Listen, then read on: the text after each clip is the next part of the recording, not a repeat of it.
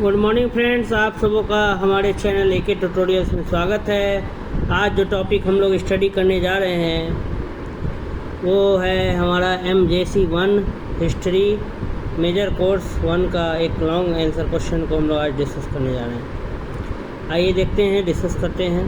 Question है, प्राचीन भारत में चिकित्सा विज्ञान को जीवक के योगदानों का वर्णन करें। Discuss Jivak's contribution towards medical science in ancient India. कह रहा है कि प्राचीन भारत में, पुराने भारत में जीवक का जो है चिकित्सा विज्ञान में क्या योगदान रहा, उसी के बारे में हमको क्या करना, स्टडी करना है। आइए स्टडी करते हैं हम लोग। प्राचीन भारत में चिकित्सा विज्ञान का समुचित विकास हुआ था। कह रहा है कि प्राचीन भारत में चिकित्सा विज्ञान का समुचित विकास हुआ था। आरंभिक काल में चिकित्सा पर तंत्र मंत्र एवं जादू टोना का अधिक प्रभाव था। प्राचीन भारत में, पुराने भारत में चिकित्सा विज्ञान का, मेडिकल साइंस का समुचित विकास हुआ था। आरंभिक काल में, शुरुआत के समय में चिकित्सा पर तंत्र मंत्र एवं जादू टोना का अधिक प्रभाव था। इसलिए पुरोहित जादूगर और चिकित्सक के रूप में भी कार्य करते थे। जो पुरोहित, जो पंडित जो होते थे, वो जादूगर और चिकित्सक के रूप में भी कार्य करते थे। तंत्र मंत्रों द्वारा व्याधियों को दूर किया जाता था। तंत्र मंत्र द्वारा जो भी बीमारी होती थी उसको क्या किया जाता है, दूर किया जाता था। परंतु उत्तर वैदिक काल से चिकित्सा विज्ञान एक विद्या के रूप में विकसित होने लगा। परंतु जब उत्तर वैदिक काल आया तब से चिकित्सा विज्ञान जो है, मेडिकल साइंस जो है, एक सब्जेक्ट के तौर पर डेवलप होने लगा। अथर्ववेद में चिकित्सा से संबंधित अनेक उल्लेख मिलते हैं। अथर्ववेद में चिकित्सा से रिलेटेड अनेक क्या मिलते हैं, उल्लेख मिलते हैं। आयुर्वेद स्वतंत्र रूप से एक उपवेद के रूप में विकसित हुआ। आयुर्वेद जो है स्वतंत्र रूप से एक उपवेद के रूप में विकसित हुआ। इसमें विभिन्न रोगों की पहचान, उनकी दवा, जड़ी बूटियाँ इत्यादि का महत्व बताया गया है। आयुर्वेद को 8 विभागों में बांटा गया है। शल्य, मेजर सर्जरी, बड़ा सर्जरी। शालक्य, माइनर सर्जरी। चीरफाड़ सर्जरी मतलब होता है चीरफाड़, ऑपरेशन करना। तो आयुर्वेद को 8 विभाग में बांटा गया। पहला है शल्य, मेजर सर्जरी, जहाँ पर बड़ा सर्जरी किया जाता है। शालक्य, माइनर सर्जरी, छोटा सा चीरफाड़, घाव वाला। काय चिकित्सा, treatment of the disease of the body, शरीर के अंदर कोई बीमारी है तो उसका, काया का। रसायन, एलेक्जीर, वशीकरण, एफ्रोडिज़ाइक में विभक्त किया गया है। भूत विद्या, डिमोनोलॉजी, कुमार वृत्ति, हीलिंग ऑफ डिजीज, बीमारियों का ठीक होना।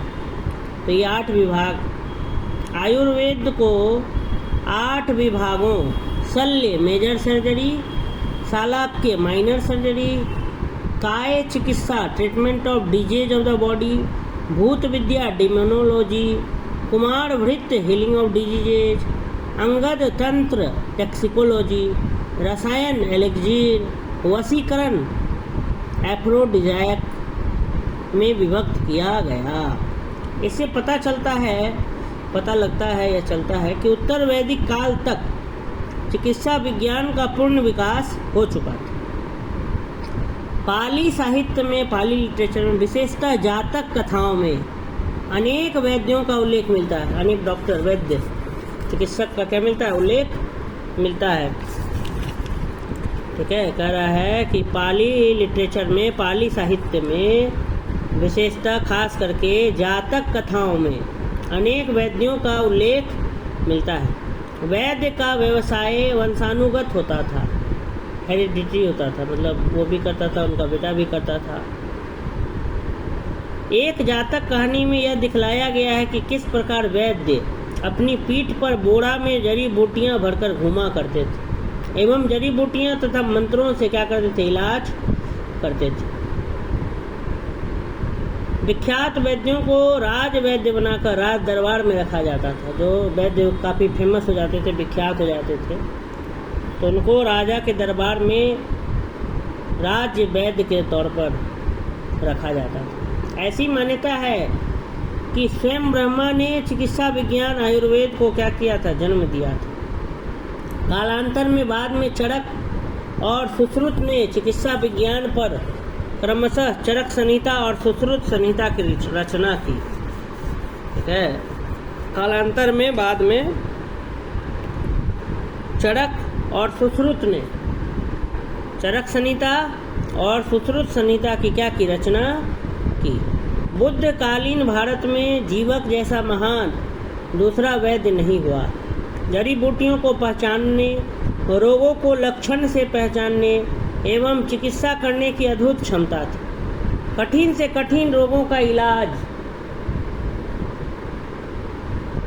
कठिन से कठिन रोगों का इलाज वह सुगमता पूर्वक कर देते थे। उनकी ख्याति यद्यपि बच्चों के वैद्य के रूप में थी, बच्चों का डॉक्टर, तथापि वह अन्य प्रकार के रोगों की भी चिकित्सा करते थे। बच्चों के डॉक्टर के रूप में वो प्रसिद्ध हुए थे जीवक, लेकिन हर रोग का इलाज करते थे। जीवक ने बच्चों की चिकित्सा से संबंधित एक पुस्तक कौमार तंत्र की रचना भी की थी। जीवक ने बच्चों की चिकित्सा से जुड़ी हुई एक किताब कौमार तंत्र, उसकी भी रचना की थी। उन्हें शल्य चिकित्सा एवं रसायन का भी ज्ञान था, ऑपरेशन, सर्जरी और रसायन का भी ज्ञान था। उनकी चिकित्सा से संबंधित अनेक कहानियाँ प्रचलित है, चिकित्सा से जुड़ी हुई। कहा जाता है कि एक स्त्री का इलाज उन्होंने उसके नाक में पिघला हुआ मक्खन डालकर किया। वे फोड़ा, फुंसी, श्वेत कुष्ठ, सुखंडी रोग और मिर्गी की बीमारी, जिसका तत्कालीन मगध में उस समय प्रकोप था, पूरा फैला हुआ था, का भी इलाज करते थे।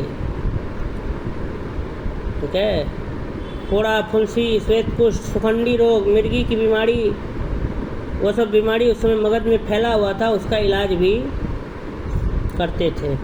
इसी प्रकार राजगिरी के एक धनी व्यापारी की खोपड़ी की शल्य क्रिया कर माने ऑपरेशन कर जीवक ने उसके अंदर से 2 कीड़ों को निकालकर व्यापारी को चंगा कर दिया था। एक बार की बात है कि राजगिरी के एक धनी व्यापारी की खोपड़ी की शल्य क्रिया कर जीवक ने उसके अंदर से 2 कीड़ों को निकालकर व्यापारी को ठीक कर दिया था, चंगा कर दिया था। जीवक ने वाराणसी के नगर श्रेष्ठी के पुत्र की आंत की शल्य क्रिया कर उसे ग्रंथि रोग से मुक्त कर स्वस्थ कर दिया।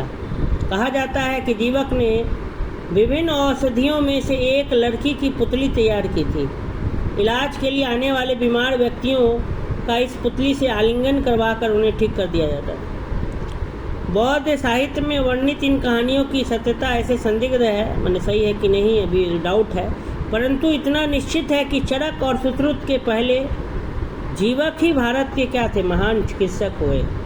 संभवतः उन्होंने भारत में चिकित्सा विज्ञान की क्या रखी, नींव रखी। इसी नींव पर आगे बौद्ध संघों एवं नालंदा महाविहार में चिकित्सा की शिक्षा क्या कर दी गई, प्रदान की गई। मौर्य काल में भी आयुर्वेद का विकास समुचित रूप से हुआ। चाणक्य के अर्थशास्त्र में भी आयुर्वेद का वर्णन मिलता है। गुप्त काल में आयुर्वेद के प्रसिद्ध विद्वान धन्वंतरी हुए, जो चंद्रगुप्त विक्रमादित्य के क्या थे, दरबारी थे। इस प्रकार से हमने ये जीवक का क्या योगदान रहा चिकित्सा क्षेत्र में, इसको हमने देखा। अगर आपको ये वीडियो अच्छा लगा तो वीडियो को लाइक करें, शेयर करें और कमेंट करें कि कैसा लगा आपको वीडियो। धन्यवाद।